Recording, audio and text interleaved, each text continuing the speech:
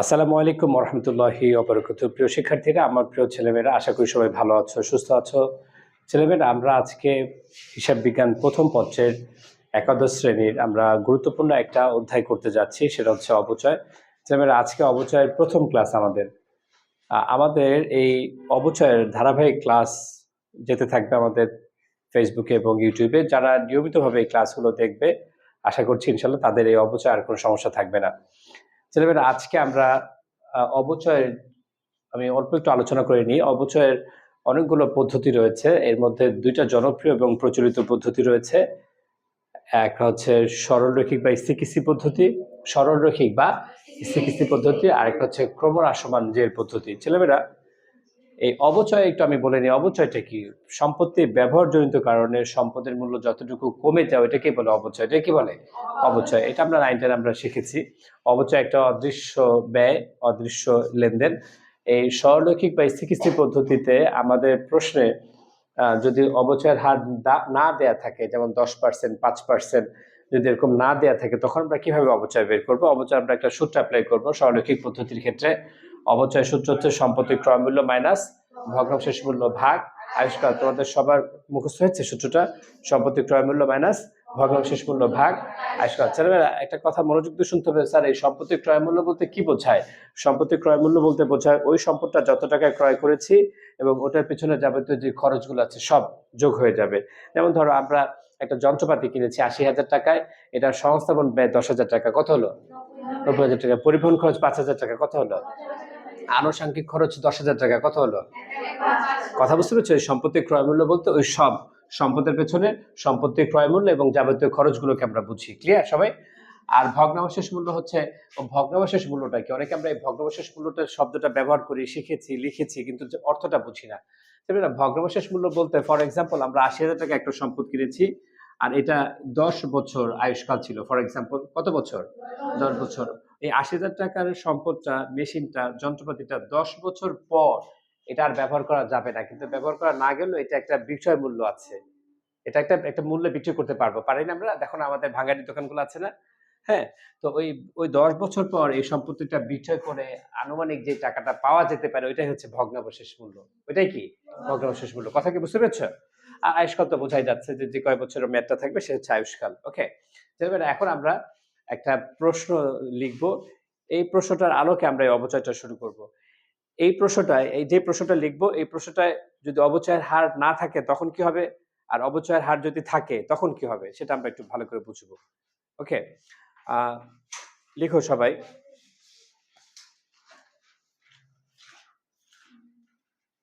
আচ্ছা, আমি প্রশ্নটা বোর্ডে লিখি, তোমরা আমার সাথে তোলো। পদ্মা কোম্পানি লিমিটেড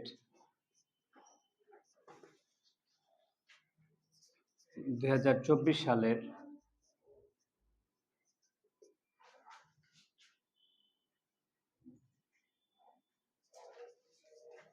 1 মার্চ তারিখে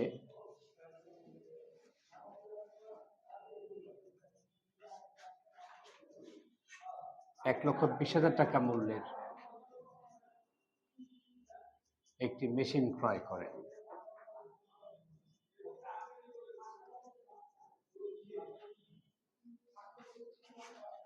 উক্ত মেশিনের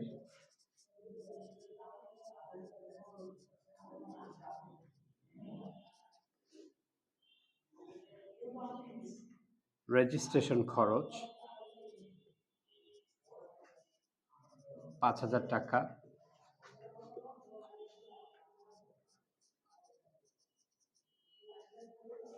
পরিবহন খরচ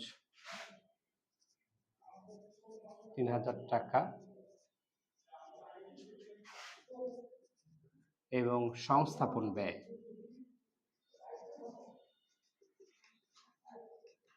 2,000 টাকা।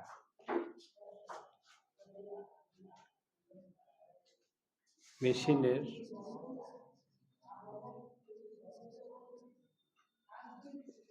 ভগ্নাবশেষ মূল্য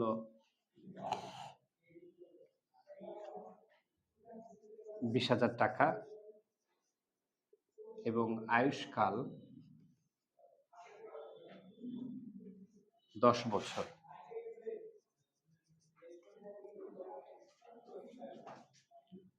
করণীয় কতে বলেছে 3 বছরের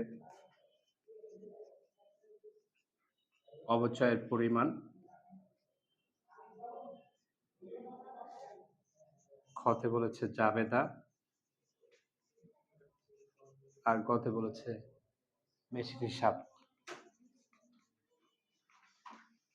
হিসাব ও অবচয় হিসাব প্রস্তুত করো। আমরা একটা সৃজনশীল প্রশ্ন সাজালাম। হ্যাঁ, অবচয় হিসাব প্রস্তুত করো।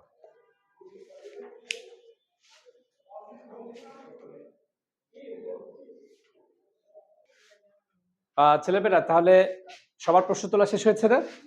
এখন আমাদের এই প্রশ্নের আলোকে গ নম্বর বলছে 3 বছর অবচয়ের পরিমাণ নির্ণয় করো।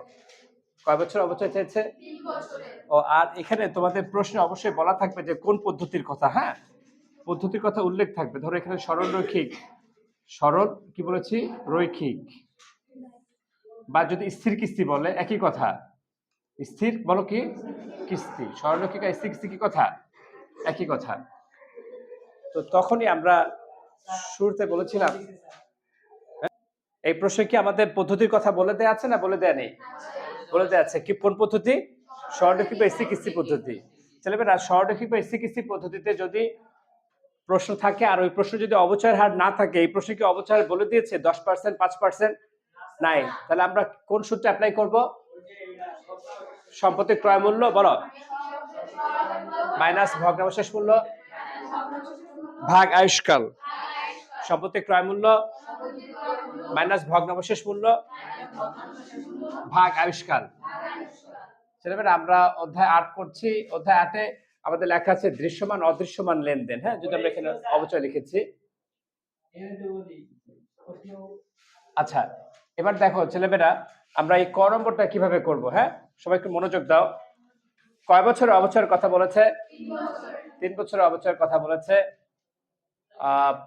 এই প্রশ্নটা তুলেছো সবাই না?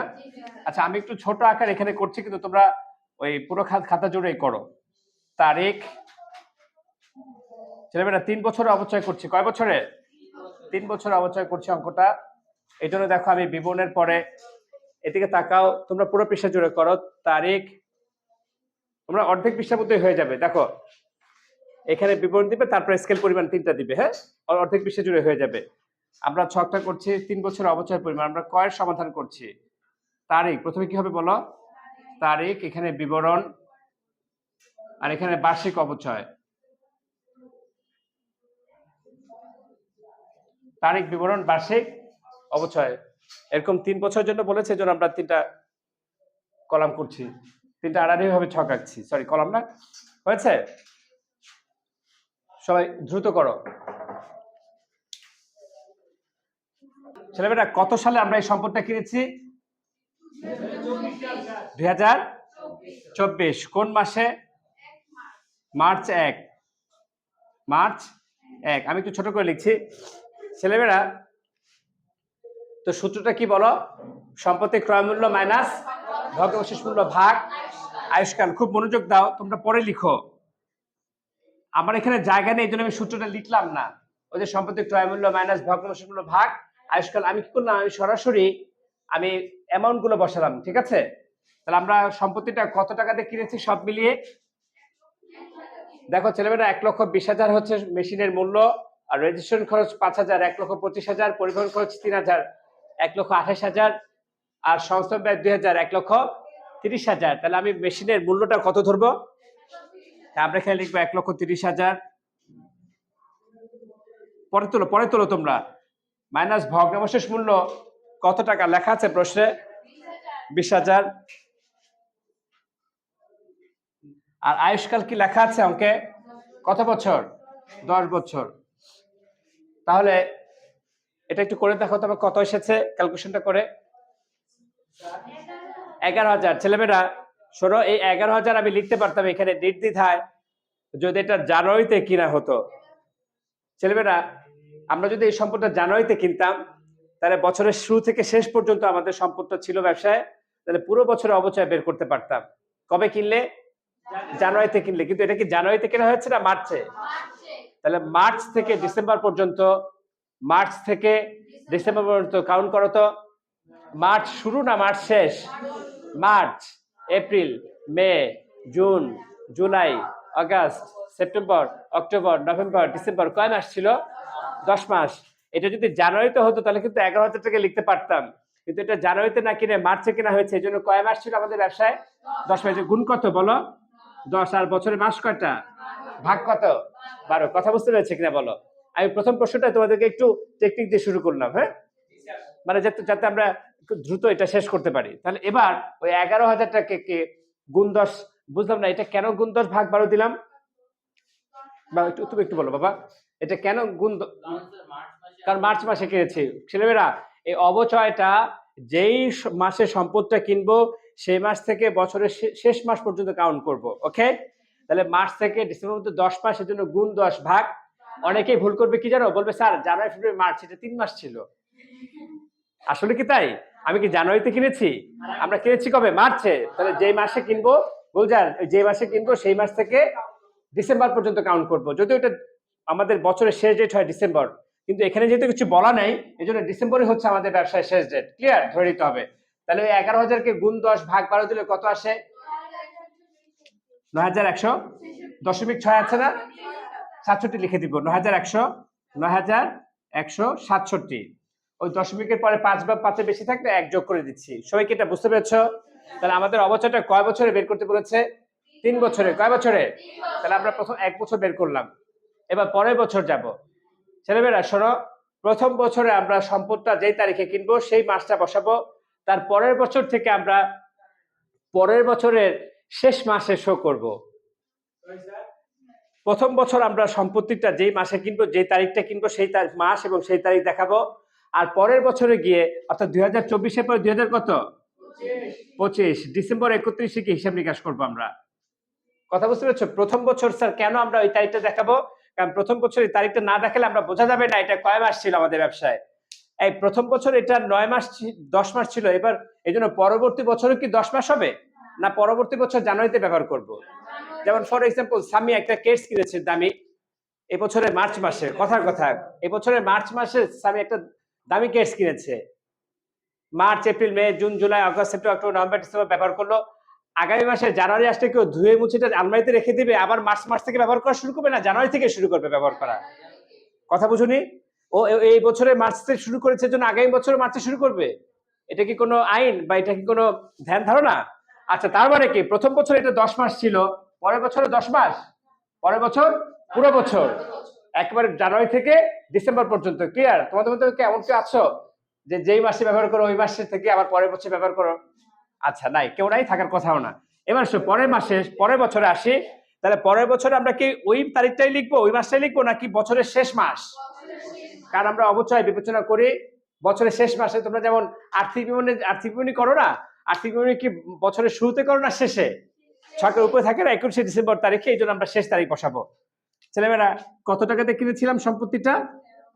1,30,000। ভগ্নাংশের মূল্য 20,000 আর আয়ুষ্কাল 10 বছর। এবার কি গুণ 10 ভাগ 12 দিব? স্যার আমরা গত বছর দিয়েছি এবছর দিই না, এটা কেমন কথা? হ্যাঁ, এটাই তো, এটা তো যৌক্তিক। কারণ এই বছরে 10 মাস ব্যবহৃত হয়েছে, পরের বছর কয় মাস? পুরো বছর বা 12 মাস। কত হবে? 11,000। তাহলে 1,30,000 ভাগ মাইনাস 20,000 ভাগ 10। বুঝতে পেরেছ? এবার লামিয়া চৌধুরী বলে দাও আমাদেরকে 2025 সাল, এবার 2026 সালে কি কোন মাস লিখবো লামিয়া? ডিসেম্বর। ঠিক বলেছো লামিয়া চৌধুরী। তুমি এবার আবার একটা কথা বলো যে এই 2026-এ কি এটা অবচয় কয় মাসের হবে? 9 মাসের, 6 মাসের না 12 মাসের? কারণ লামিয়া একই রকম, কারণ ও মার্চে এবছরে একটা ড্রেস কিনেছে, ও তো আগামী বছরকে মার্চ জানুয়ারি আসলে আলমারিতে তুলে রাখবে না, ও জানুয়ারি থেকে ব্যবহার করা শুরু করবে, তাই না? আচ্ছা, তার মানে দ্বিতীয় বছর আর তৃতীয় বছরের একই কাজ। হ্যাঁ, আচ্ছা, এবার 11,000 এতটুকু বুঝতে পেরেছো কিনা বলো? এটাই হচ্ছে মূল থিম অবচয়ের। এরপরে জাবেদা খুবই সহজ। এতটুকু পারবে নাকি পারবে না? আচ্ছা, এবার আপনারা যদি আবার একটু প্রথম থেকে বলার চেষ্টা করি। ছেলেমেয়েরা, পদ্মা কোম্পানি লিমিটেড 2024 সালে 1 মার্চ তারিখে 1,20,000 একটি মেশিন ক্রয় করেন উক্ত মেশিনের রেজিস্ট্রেশন খরচ 5,000 টাকা, পরিবহন খরচ 3,000 টাকা, সংস্থান ব্যয় 2,000 টাকা, মেশিনের ভগ্নাবশেষ মূল্য 20,000 টাকা, আয়ুষ্কাল কত বছর? এরকম একটা প্রশ্নের আলোকে এই প্রশ্নতে আমাদের অবচয়ের হার দেয়া ছিল নাকি দেয়া নাই? দেয়া যদি না থাকে আর ওই পদ্ধতিটা যদি সরলরৈখিক বা এসিকিসি পদ্ধতি হয়, আমরা একটা সূত্র অ্যাপ্লাই করব। সূত্রটা হচ্ছে সম্পত্তি ক্রয় মূল্য মাইনাস ভগ্নাবশেষ মূল্য ভাগ। এবার এই সূত্রটা আমি লিখতাম, আমার জায়গা নেই, আমি প্রথমে সূত্রটা লিখতাম, তারপর সমান সমান দিয়ে টাকা লিখতাম। হ্যাঁ, তোমরা এরকম চেষ্টা করবে। ওকে, এবার আমাদের ক শেষ, তাই না? 3 বছরের অবচয়ের পরিমাণ দেখিয়েছি। প্রথম বছর 9,167, দ্বিতীয় বছর 11,000, তৃতীয় বছর 11,000 হয়েছে। এবার সবাই দ্রুত জাবেদা ছক আঁকো। আমরা খ নম্বরে যাচ্ছি। স্যার জাবেদা কয় বছরের করবে? এটা তো কিছু বলা নাই, বলা আছে? তাহলে যেহেতু কিছু বলা নাই, তার মানে কতে কয় বছরের জন্য অঙ্কটা ইন্ডিকেশন করেছিল? না, জাবেদা কয় বছর? 3 বছর। ওকে, সবাই জাবেদা ছক করে ফেলো। আল্লাহ ছেলেমেয়েরা, যেহেতু তোমাদের কাছে প্রশ্নটা তোলা আছে, আর যারা আমাদের ক্লাসটা দেখছো তারা ক্লাসের শুরুতে আমি যখন প্রশ্ন লিখেছি প্রশ্ন তুলে ফেলবে, আমি এর জন্য মুছে দিচ্ছি। আমরা খ নম্বরে যাচ্ছি, জাবেদা করছি। ছেলেমেয়েরা, আমরা জাবেদা করব কয় বছরের জন্য? 3 বছরের জন্য জাবেদা করব। ছেলেমেয়েরা, জাবেদা যাবার আগে তোমাদেরকে আমি একটা কথা বলি, অবচয় সংক্রান্ত সবসময় দুটো জাবেদা হবে। সম্পত্তি ক্রয়ের তো একটা হবেই, যে বছর সম্পত্তি ক্রয় করব সে বছরে সম্পত্তি ক্রয় একটা জাবেদা করব। যেমন আসবাবপত্র ক্রয়, কি ক্রয়? আসবাবপত্র ক্রয়ের জাবেদা হচ্ছে আসবাবপত্র ডেবিট, নগদান। ধরো যন্ত্রপাতি ক্রয়, কি ক্রয়? যন্ত্রপাতি ক্রয় জাবেদা হচ্ছে যন্ত্রপাতি ডেবিট, নগদান। বৈশাখী দালান কোঠা ক্রয়, আচ্ছা। আলমারি ক্রয়, ফাবিয়া আসবাবপত্র হিসাব ডেবিট, নগদান হিসাব ক্রেডিট। এটার জন্য একটা জাবেদা করব। আর অবচয় সবসময় দুইটা জাবেদা হবে। কয়টা? অবচয় সবসময় কয়টা জাবেদা? প্রথম জাবেদা হচ্ছে অবচয় হিসাব ডেবিট, পুঞ্জীভূত অবচয়, যেটা তোমরা জানো। আরেকটা জাবেদা হচ্ছে এই অবচয় ডেবিট না ক্রেডিট? ডেবিট। এটাকে স্থানান্তর করলে এটা কি হয়ে যাবে? তা আরেকটা জাবেদা হবে আয় সারাংশ ডেবিট। অবচয়কে আয় সারাংশতে স্থানান্তর করব। কোথায়? তাহলে আয় সারাংশ হিসাব ডেবিট, বলো। অবচয় হিসাব ক্রেডিট। কেন অবচয় ক্রেডিট হয়েছে? কারণ আমরা জানি কোন এন্ট্রি ডেবিট থাকলে এটা স্থানান্তর করলে ক্রেডিট হয়ে যায়, কোন এন্ট্রি ক্রেডিট থাকলে স্থানান্তর করলে কি হয়ে যায়? ডেবিট হয়ে যায়। ক্লিয়ার? তাহলে ছেলেমেয়েরা বলো তো, আমাদের প্রথম বছরে সম্পদ ক্রয় সহ টোটাল কয়টা জাবেদা হবে? 6টা। কেন? সম্পত্তি স্বামী ইশারা দেখেছে 3টা। হ্যাঁ, ঠিক আছে। সম্পত্তি ক্রয় একটা জাবেদা করব, আর অবচয় সবসময় কয়টা জাবেদা হয়? 2টা। তাহলে টোটাল কয়টা? কথা বুঝতে পেরেছো? এসব আয় সারাংশটা হচ্ছে ওই নিট লাভকে বোঝায়, অর্থাৎ আয় সারাংশ মানে বিশদায় বিবরণী। আয় সারাংশের অপর নাম বিশদায় বিবরণী, আর আয় সারাংশ কি কথা? একই কথা। বুঝতে পেরেছো? এবার দেখো, আমরা জাবেদা করছি, আমি ছক করছি না। হ্যাঁ, আমি ছক ছাড়াই লিখছি, দ্রুত করবে তোমরা। ছেলেমেয়েরা, আমরা সম্পদটা কিনেছিলাম কত সালে? 24 সালে। কোন মাসে? মার্চ 1। কি কিনেছিলাম? মেশিন বা যন্ত্রপাতি। মেশিন বা যন্ত্রপাতিকে মেশিন নামে লিখতে পারি, যন্ত্রপাতি নামে লিখতে পারি, মেশিন লিখছি আমরা। বলো জাবেদাটা কি হবে? বলো। মেশিন হিসাব ডেবিট। কত টাকা দিয়ে কিনেছিলাম সব মিলিয়ে? 1,30,000। মেশিন হিসাব ডেবিট, আর নগদান হিসাব ক্রেডিট। ছেলেমেয়েরা, এই অবচয়ের অঙ্কে কেউ যদি নগদের পরিবর্তে ব্যাংক লিখো তাও ভুল হবে না। তবে একটা কথা মনে রাখবে, যদি আমরা দেশের বাইরে থেকে কোনো সম্পদ আমদানি করি, কোনো সম্পদ ক্রয় করি, ওখানে যদি চেক বা ব্যাংকের কথা না বলা থাকে তারপরে ব্যাংক লিখতে হবে। কারণ দেশের বাইরে থেকে কোনো সম্পদ কেনা হলে ওইটা আমাদের নগদ টাকা হয় না, ব্যাংকের মাধ্যমে লেনদেন হয়, তোমরা জানো। হ্যাঁ, তাহলে প্রথম জাবেদাটা কি লিখেছি? Machine debit, নগদান।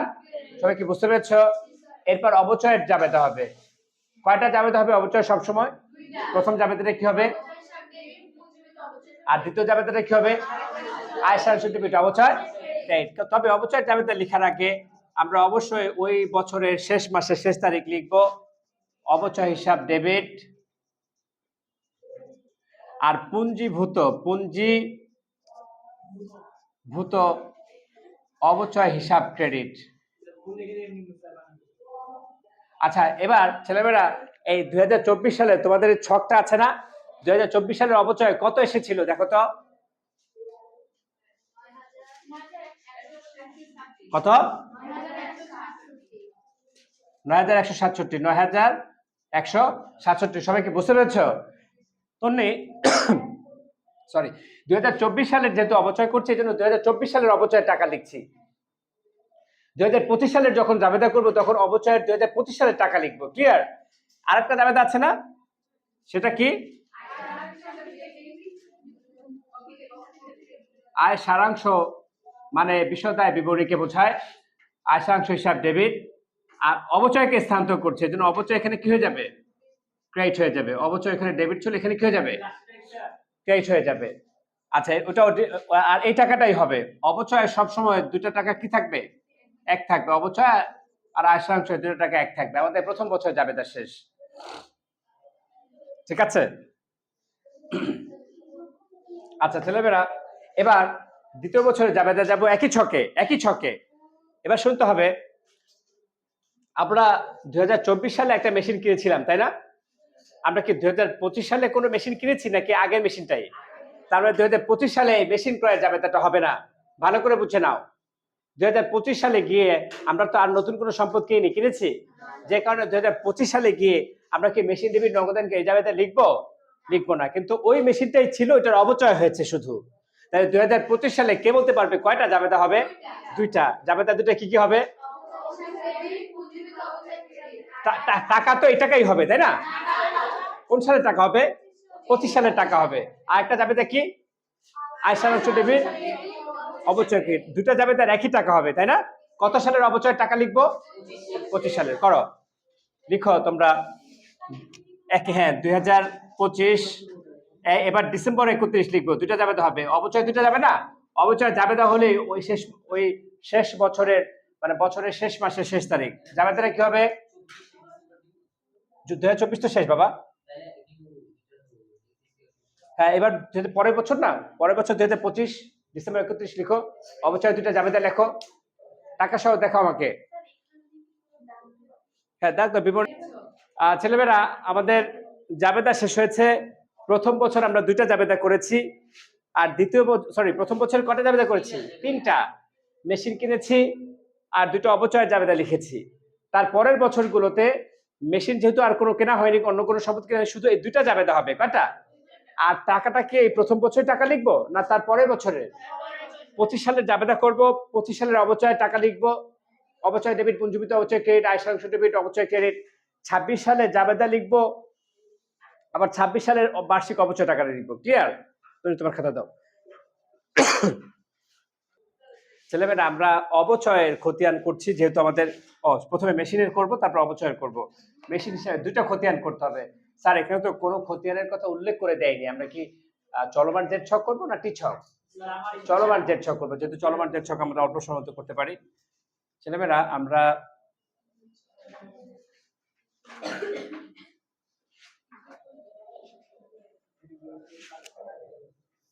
লক্ষ্য করো, আমি একটু ছোট আকারে করছি। এখানে তারিখ, বিবরণ, জাবেদা পেশা, ডেবিট টাকা, ক্রেডিট টাকা, ব্যালেন্স বাজেট, ডেবিট ক্রেডিট।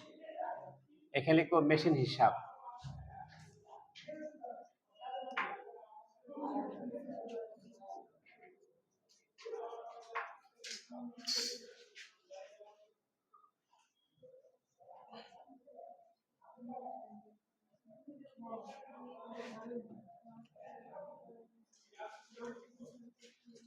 তারিখ, বিবরণ, জাবেদা পেশা, ডেবিট টাকা, ক্রেডিট টাকা, ব্যালেন্স বা জেড। এটা কি বলো? ডেবিট, এটা ক্রেডিট। ছেলেমেয়েরা খুব মনোযোগ দাও। আমাদের এই সঞ্জিদা, আমাদের এই গ নম্বর খতিয়ান তো বলে দেয়নি যে কয় বছরের খতিয়ান করতে হবে। এখন আমরা কয় বছরের খতিয়ান করব? 3 বছরে, যেহেতু প্রথম প্রশ্নে ইন্ডিকেশন ছিল ফর 3 ইয়ার্স, এই জন্য আমাদের 3 বছরই করতে হবে। ছেলেমেয়েরা, প্রথম বছরের প্রথম জাবেদায় মেশিন হিসাব আছে না নাই? আছে। কত সাল? মার্চের 1 তারিখ। জাবেদাটা কি ছিল? মেশিন হিসাব ডেবিট, নগদান হিসাব ক্রেডিট। ছেলেমেয়েরা, আমাদের প্রথম জাবেদাটা ছিল মেশিন ডেবিট নগদান খতিয়ান। ওই খতিয়ানটা একটু ভালো করে শোনো। যখন আমরা খতিয়ান করব, মেশিন হিসেবে খতিয়ান করছি, যেই খতিয়ান করব সেই শব্দটা ভিতরে কখনোই লেখা যাবে মেশিন হিসাব ডেবিট। আমরা এখন ক্রেডিট খুঁজবো। ক্রেডিটে কি আছে? তাহলে এখানে কি লিখবো? নগদান। টাকাটা কোন পাশে লিখবো? কেন? কারণ মেশিন ডেবিট। কত টাকা? এখানেও কত? আচ্ছা, এবার দ্বিতীয় বছর আমরা অন্য কোনো মেশিন কিনেছি? তাহলে তারপর আমাদের দেখাতে হবে কিভাবে। দেখো 2025 জানুয়ারি 1, হ্যাঁ জানুয়ারি, হ্যাঁ জানুয়ারি লিখবো ব্যালেন্স। কি লিখবো? ব্যালেন্স। ব্যালেন্স যেহেতু কোনো মেশিন কিনিনি এই জন্য আমরা ওই আগের সম্পদটাই শুধুমাত্র জেরের ঘরে ওই টাকাটাই লিখবো। ব্যালেন্স বিলি না, শুধু ব্যালেন্স। হ্যাঁ, আবার 2026 আবারও জানুয়ারি 1, যেহেতু 3 বছরের জন্য করতে বলেছে, আবারও লিখবো ব্যালেন্স। যদি পরবর্তী বছরে নতুন কোনো সম্পত্তি কেনা না হয় আমরা ব্যালেন্স লিখে আগের টাকাটা এভাবে বসিয়ে দিব, মেশিন হিসাবে খতিয়ান শেষ। বুঝতে পেরেছো কিনা বলো? এরপর হচ্ছে অবচয় হিসাব। কি হিসাব? অবচয় হিসাবের খতিয়ান করব। অবচয় জাবেদা দেখে দেখে তোমরা পারবে নাকি পারবে না? পারবে ছেলেমেয়েরা, যেহেতু আমাদের আরো একটা না, ওদের হয়েছে কি, ওদের আমাদের পরে আবার আরেকটা সাবজেক্ট পড়া আছে, এই জন্য একটু আগে ছেড়ে দিতে হচ্ছে। তো এই জন্য আজকে এই পর্যন্ত শেষ করছি। ছেলেমেয়েরা আশা করি তোমরা বুঝতে পেরেছো। তোমাদের তারপর যদি কোনো সমস্যা থেকে থাকে আমাকে কমেন্টস অথবা মেসেঞ্জারে আমাকে ইনবক্স করবে। ইনশাল্লাহ আমরা পরবর্তীতে আরো আলোচনা করবো। আজকে আমাদের পর্ব 1 শেষ হলো। ইনশাল্লাহ আগামী ক্লাসে পর্ব 2 শুরু হবে। ওই পর্বতে আমরা আলোচনা করবো যদি অবচয়ের হার উল্লেখ থাকে তখন আমরা ম্যাথটা কিভাবে করবো। আজ এই পর্যন্ত, সবাইকে অসংখ্য ধন্যবাদ।